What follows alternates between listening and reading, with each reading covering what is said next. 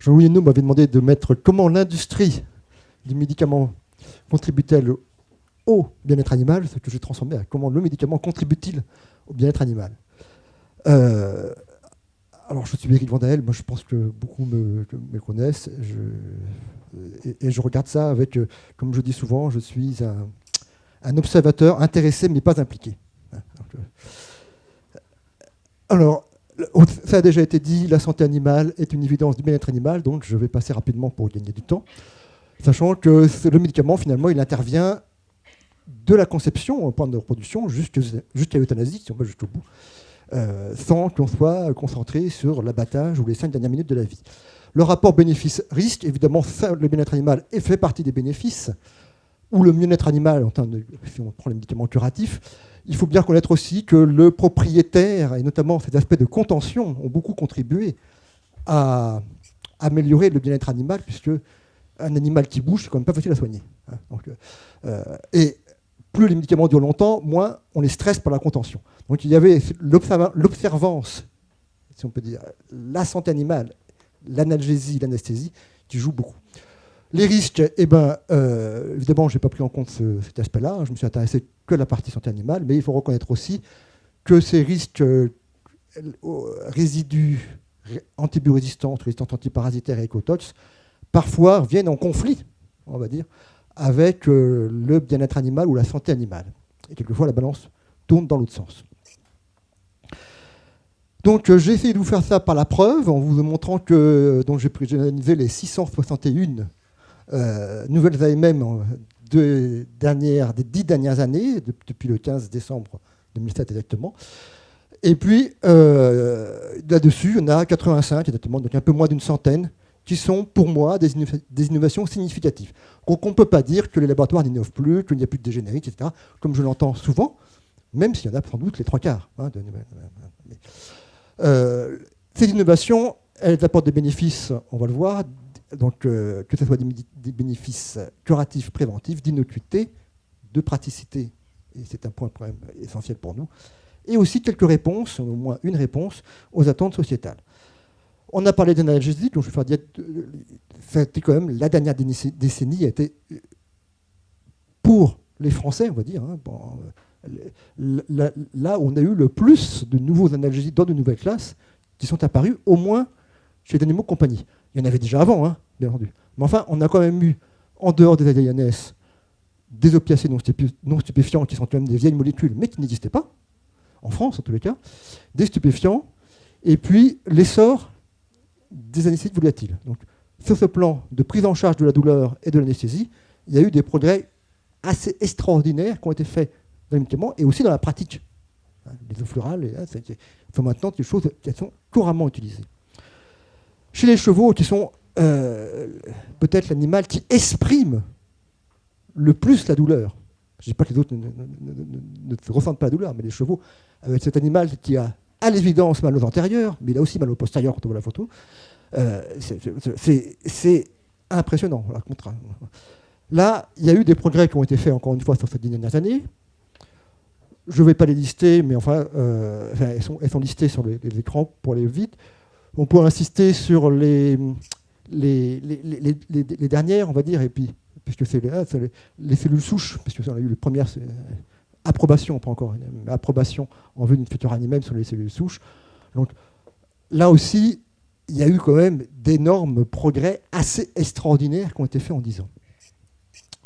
En rural, c'est quand même moins évident, en production animale, si ce n'est qu'on a toujours fait des efforts pour qu'il y ait moins d'injections, mais aussi pour des problèmes de contention. Les ANS, il y en avait déjà beaucoup avant. On a eu quand même un ANS transthermique, donc sans injection, qui peut apporter quelque chose. Et puis, un problème résolu, on va dire, qui est celui de la dilocaïne, qui n'avait pas de LMR en production animale autre que chez les équins. Et maintenant, on a une molécule qui est disponible avec des LMR dans les productions animales. Réponse à une attente sociétale qui n'a pas eu un succès commercial grand, mais qui répond quand même très, très fortement à une volonté au sens d'un engagement volontaire à la demande de la Commission européenne que les professionnels ont accepté d'abandonner au 1er janvier 2018, c'est-à-dire il y a 6 mois, la castration des porcelets. C'est pas moi qui l'ai... Bon, avec quand même plusieurs alternatives, dont les porcs entiers, etc., etc. Une alternative qui était l'immunocastration, et c'était quand même une vraie innovation de ces 10 dernières années. Et puis vous avez le pendant en animaux de compagnie, avec la castration des chiens et des furets mâles, mais on n'a pas dit qu'on allait abandonner la castration chirurgicale chez les chiens. Les vaccins, donc je ne vais pas les lister non plus, ce sont les premiers outils du bien-être animal, au sens qui protègent la santé animale. On va parvenir sur toute cette liste, parce que ça va prendre trop de temps. Il y a aussi la durée d'immunité qui permet d'éviter les réinjections. Et on peut aussi citer les vaccins contre les mammites qui sont quand même qui sont apparus ces dernières années, même si là encore ça demande beaucoup d'efforts, on va dire. Les vaccins contre la colibacillose des porcelets qui vont apporter quelque chose, etc.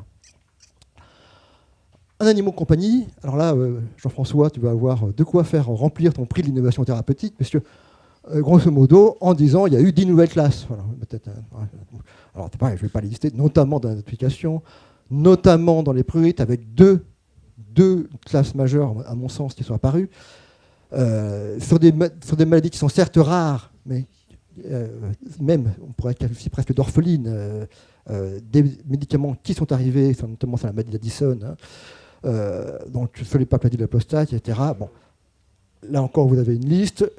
Vous avez encore cette innovation, sur la dernière ligne, qui permet d'éviter de stresser l'animal par le contention.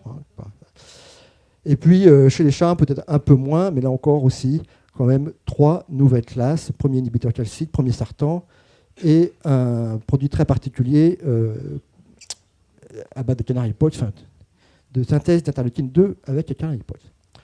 Alors on ne peut pas évoquer les innovations de ces dernières années sans évoquer les antiparasitaires. Tout le monde en a conscience, donc je ne veux pas non plus. Parce que mais ça, le boom des antiparasitaires, c'est un boom permanent, puisque on va dire que depuis 1992, il y a des nouveaux antiparasitaires qui sortent tous les ans. Donc, on peut aussi citer quand même l'anticoccidien pour le chiot, qui était aussi pareil, un gap thérapeutique qu'il y avait et qui a été comblé. En production animale, là, c'est un peu plus restreint quand même.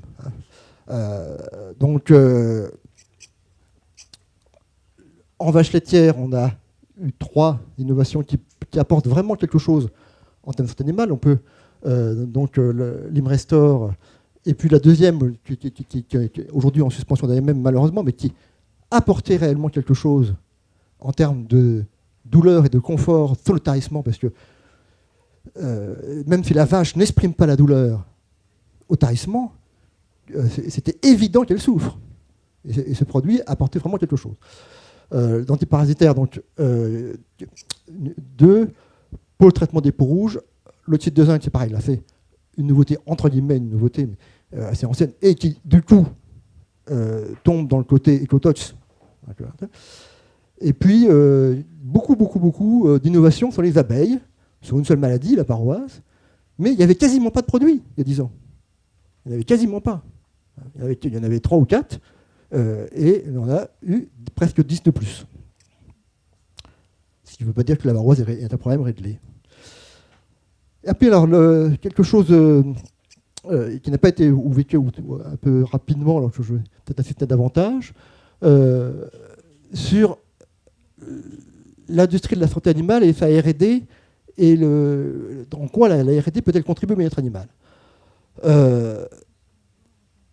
Pour le constater, l'industrie pharmaceutique vétérinaire n'est pas tout à fait la même que l'industrie pharmaceutique humaine ou que l'industrie cosmétique. Et les animaux, et même s'il y a des études sur animaux dans toutes ces industries liées à la santé, c'est quand même pas seulement un point du chapitre matériel et méthode des essais. On les prend en compte un peu différemment, y compris dans ce qu'on appelle un être conscient, si je peux dire. Et on a une attention particulière. Alors, il y a 2 choses. D'une part, il y a ce que j'appelle moi la stratégie 4R. Rajouter au fameux 3R, remplacer, réduire, raffiner au sens anglais du terme, par le mot retraite ou replacement des animaux. Alors, il y a le Graal là, mais Mais ça, c'est pour les animaux de compagnie, ou tout de moins ceux qui ne sont pas dans les productions animales. En France, il n'est pas possible aujourd'hui de faire du remplacement d'animaux d'élevage, même s'il s'agit de placebo, enfin d'animaux traités par des placebos. Ça, c'est quand même... donc on est obligé de les abattre alors qu'ils n'ont été traités que par des placebos. Moi, je trouve ça pas normal. Voilà. Donc l'ANSES a mis un avis favorable, donc je pense qu'on pourrait quand même avancer là-dessus. Et puis sur les alternatives, parce que la stratégie de 3R qui découle de la directive 2010-63, et il faut reconnaître que l'industrie de la santé animale n'est pas non plus l'industrie pharmaceutique humaine ou l'industrie cosmétique en termes de ses besoins des tests sur animaux. Et là, les méthodes alternatives devraient être aussi spécifiques et prendre en compte ces aspects vétérinaires. Voilà. Et puis, voilà, je souhaite aussi beaucoup de bien-être pour vous. J'ai essayé de faire très rapide. Je ne sais pas si j'ai réussi à faire le...